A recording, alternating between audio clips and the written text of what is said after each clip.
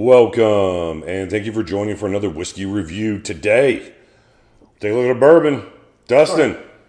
new Riff. Peated? Yeah. Peated Kentucky straight bourbon whiskey. Yeah. Okay. Bottle and bond, 50%. A lot of words. Yeah. Tell me about it. Yeah, so New Riff does these annual releases to their whiskey club, which I'm a member of, and I've bought 2 bottles, and one was this. I like what they do. I have not gotten the ones I should have. Let me tell you, I need to see if I can find one of those sherry malt ones that just came out, Mike. It would impress even you. This isn't a confessional. So, this is a peated whiskey, and that they peated the Backsetter, which I kind of understand how that works in the bourbon world, but I probably couldn't explain it well enough to bring it out there for you guys. But 4 years old, Mike, as they tend to be. It's their traditional mash bill, which I believe is very similar to what MGP puts out. Yeah, 65% corn, 30% rye, 5% malted barley. Yeah, which is similar to I think they do like a 31% rye or something like that with MGP. So similar notes. Bourbon. Yep. Let's get to it. Really nice. Fruity caramel and a little bit of peat smoke. Yeah, exactly. I mean, it's simple, but it's just kind of what you'd expect out of a young bourbon that's got a little bit of peat. And I'm honestly shocked that they managed to kind of make it work. Now that said, Mike, I didn't like the neck of this thing. I thought it was like awful. Well, you wait a long time to bring it. And I believe I had it one time. I thought it was sort of strange. I've had this bottle for a couple of years now. I can't remember when this came out, but it's been at least 2 years. This is definitely the best it's been. Yeah.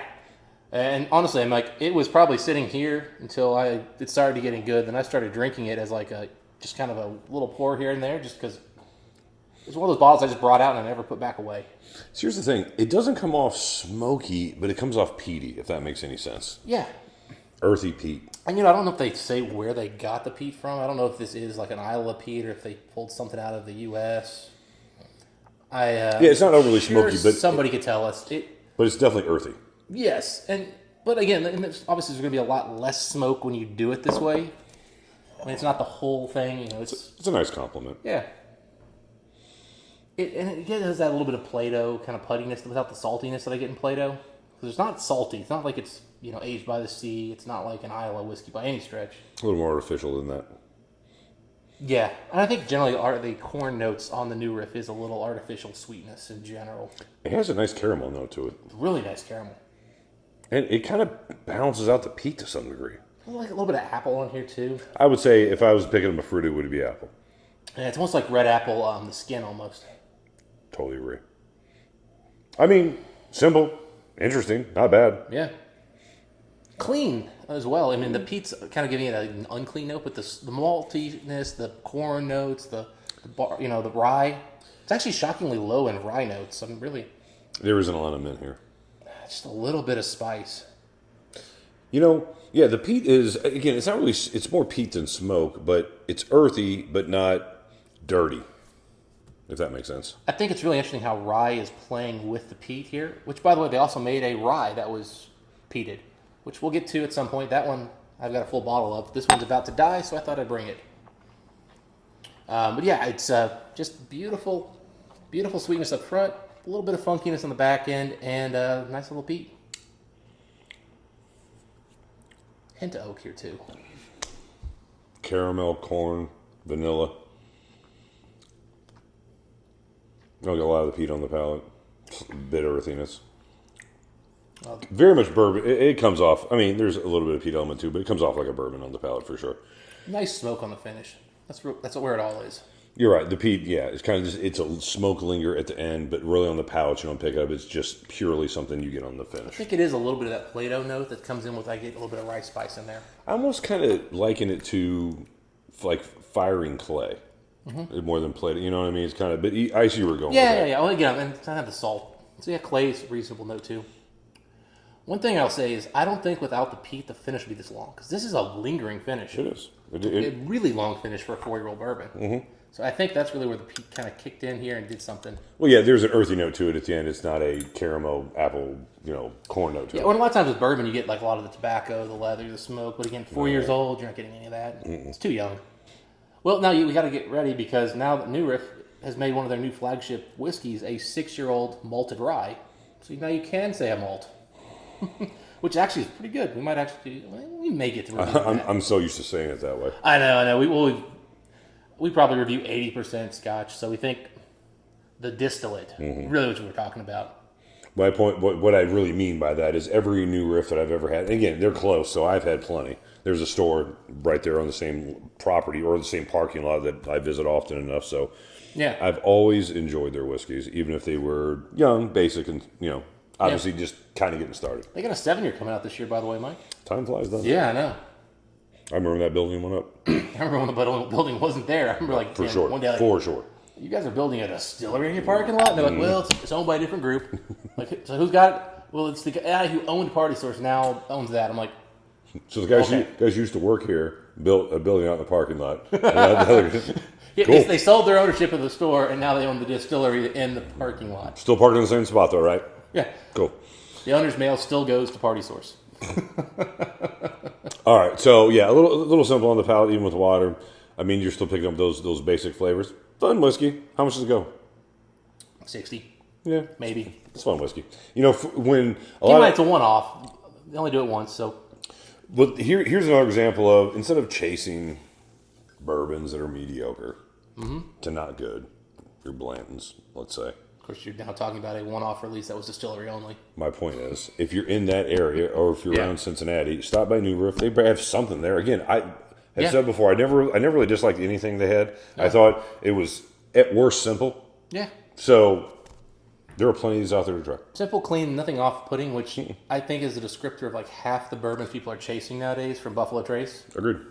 And in fact, it's actually a good comparison. Buffalo Trace, this is richer, has a longer finish, has more going on. Now, you may not like the smoke. Agreed. I love the smoke here. Yeah, Buffalo Trace has become that car company that used to do great things, but now doesn't. Mm-hmm. I feel like they're going on the Highland Park McAllen route. Anyway. Water did nothing good or bad. It just kind of... I just finished it off. I will say it kind of felt 50 minus slightly, and it still feels that way with water. ABV wise, it's right at 50. So yeah, I know. I've had 50, I've had bottle and bonds that come off a little thinner. Like I've got an E.H. Taylor single barrel. That's what I meant. Comes off a little thinner than this. In fact, actually, that'd have been a good comparison. Yeah. All right, Dustin, where as far as whiskey scoring this one, buddy?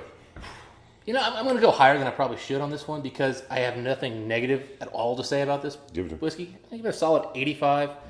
You could convince me to go 86, but I just need a little something more to give it that higher score. Hey, buddy, 84 again. 84? Hey. Good whiskey, good bourbon. I mean, again, things I liked that were nice. Nothing really stands out. I'm not going to go run out and buy a bottle, but nothing off-putting. If you ask me what I thought of this bottle, I'd say, hey, it's like bourbon. Try it. Interesting. Yeah. A little bit of peat.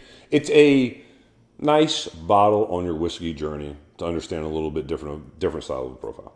And it's a completely unique bottle. We will get to the rye eventually, Mike, which I think is a little more interesting because I think rye and peat, they were made for each other. Probably, yeah. That doesn't shock me. I'll tell you what, cool bottle too. But I mean, I know that just feels like they just straight up ripped off Signet. They do. Which I think they straight up did. Yep. But you know what? That's the right bottle to rip off. It's a cool bottle. Yeah, I'm actually surprised there hasn't been a lawsuit. That is really the only thing I want to know when I'm getting down low. Yeah. I don't want to see the top. Show me the bottom. I don't want to go black art. Yeah. Don't go black art, go Signet. Yeah, this is perfect. Yeah, like at the top you're like, I don't know how far down I am. And then you're like, okay, now it's time to start worrying. It's down to here. Like I say to people at work all the time, let me know when there's a problem. This lets you know, hey, when there's a problem. Like, okay, when I need to pay attention to this, let me know. Don't tell me in 2 weeks I need to pay attention to this. Tell me the day or the day before I need to pay attention to somebody. Exactly. And this is exactly what that gives you. Yeah. And I'm hoping New Riff, I know this didn't get a lot of rave reviews. And we're not blown away. I hope they do this again. It's a cool thing. I hope they do another batch at some point just because it's fun, it's different, and I like it. Next time I go to the Party Source to buy whiskey, if they have that out there and they offer me to try it, absolutely. I'll give it another shot. At least, I like distilleries who are at least playing with things, trying to do things that are interesting. Yeah, and this is...